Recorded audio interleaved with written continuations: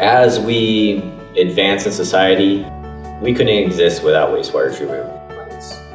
The goal of the ammonia probes is making sure that we completely nitrify to reduce that ammonia as much as possible. We limit our disinfection process of how much ammonia we have to add to the system, so it reduces our chemical demand. We have now been transitioning more to using nutrient-based control of our aeration blowers.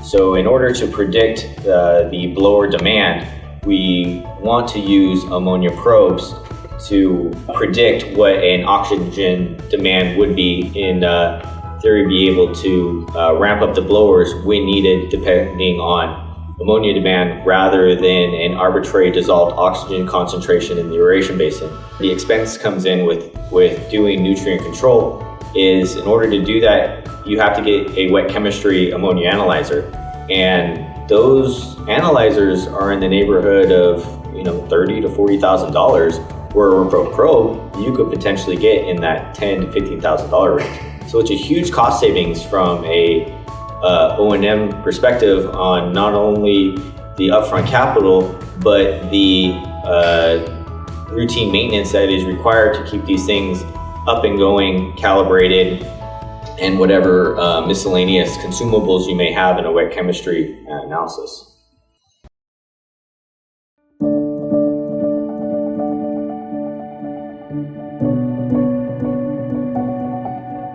So there's a great benefit to us to have ammonia nitrogen or ammonia monitoring with the online ammonia analyzer.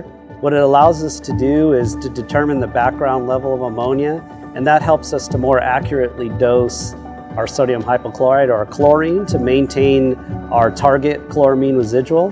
By having the ammonia analyzer and being able to target exactly how much chlorine to add, not only does it make our process run better, but it efficiently allows us to use chlorine. Chlorine is the chemical we use the most of, and so it costs quite a bit. So we would like to be as accurate as possible in our use of it so that we can save on our operating costs. And the ammonia analyzer helps us to optimize our chlorine usage.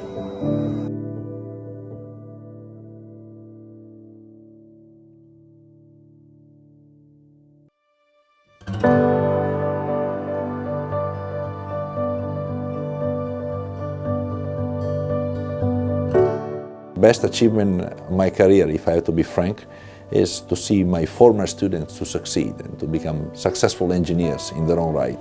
That's the most impressive part about this job. And we use a number of these analyzers, including the ones from HORIBA, of course, and we use them mostly to evaluate what are the contaminants in the water, how much we have removed from the oxygen demand, for the contaminant load in the water. And we can calculate also how much energy is required to treat certain contaminants, which is very important to maintain the economic and environmental sustainability of the process while removing the constituents that pollute the water. All my research is about testing instrumentation in the field. Especially in my case, I'm working with ammonium sensors from HORIBA, so everything is related to the technology of the sensor and how they work and how they were built.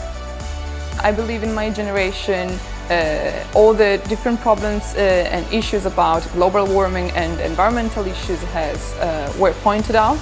And I think it's now the time to invest in this and understand to change things. And especially for water, here in California, the drought is really strong. So I believe it's really important to give a strong interest in this field for the future.